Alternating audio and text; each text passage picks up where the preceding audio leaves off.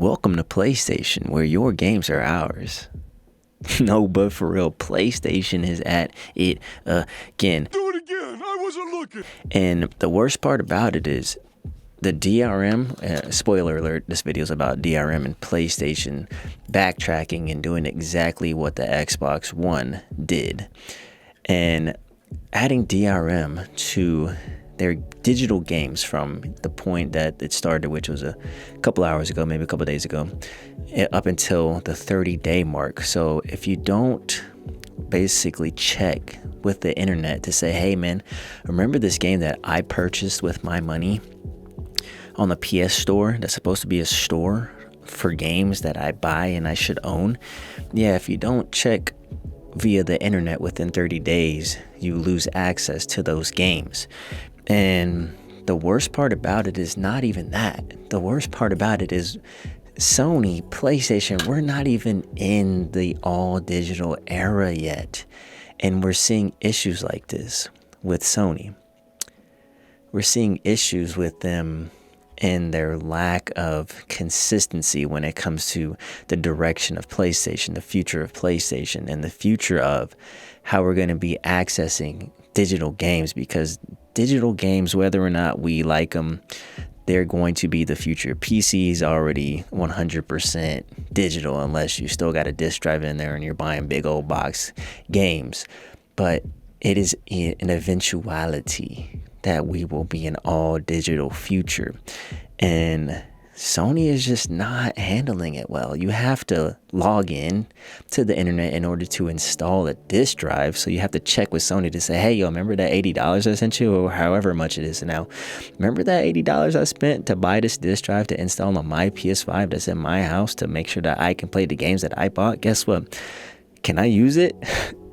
Can I use it? So you're basically renting these devices, renting these games from Sony. You're not actually owning these things. And that's the biggest problem about this. But that's just insane to me that PlayStation is doing this. And the fact that they're going to be like, oh guys, it was just a software bug, it was a glitch, whatever. That means that those systems are in place. You're testing these out. You are doing these on the back end without us privy to it. And I'm just wondering what else Sony would do in the future if, let's say, the PS6, PS7 was 100% digital.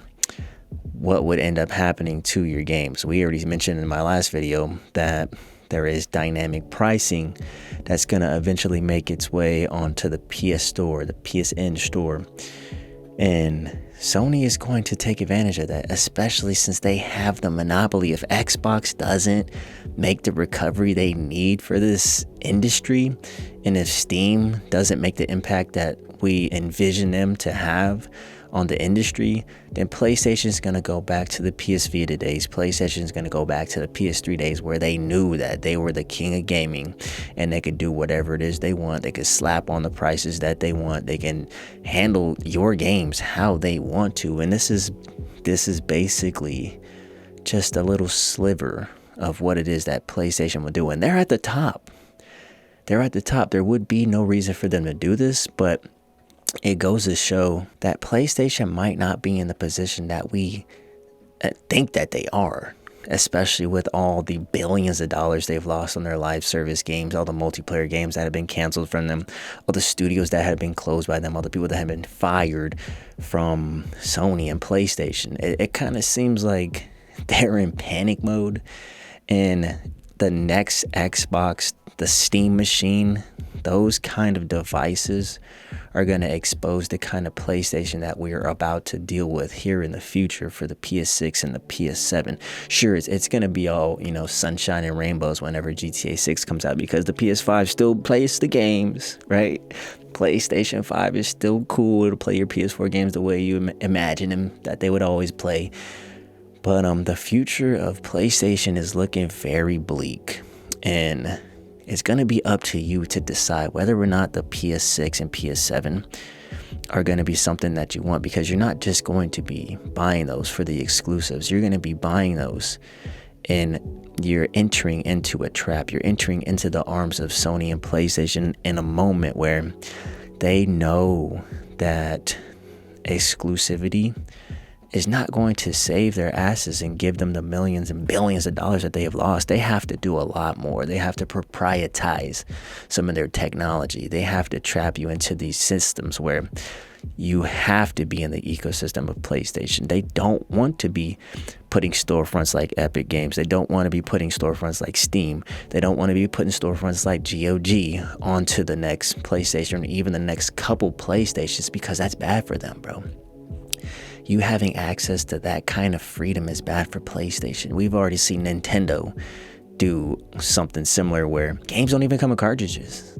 They don't even come. They come with a little code, and it's like digital games are already becoming just laughable, especially since Steam shows us what it is to truly have freedom with digital games. I mean, GOG more so than Steam, but having the ability to share your games with family members, being able to own those games. The internet goes out for 50 years. If you still got a PC that works, guess what? Your games are going to work unless they're Ubisoft games or Rockstar games where you have to use a third-party fucking launcher.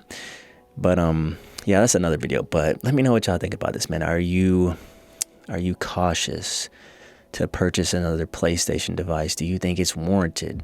Do you think it's just a test, just a bug that, just so happened to, poke its head in? And do you believe that the PS6 or the PS7 actually has a hopeful future to deliver us the best place to play digital games? Or do you even care about digital games? Are you going to go back to collecting physicals? Or are you just outright done with gaming? Because games have just become so, I don't know, man, they're just so boring. You figure with this new tech like Unreal Engine 5 that 100% of the houses in games could be interactable, could be entered, everything could be destructible, but for some reason we're just not there.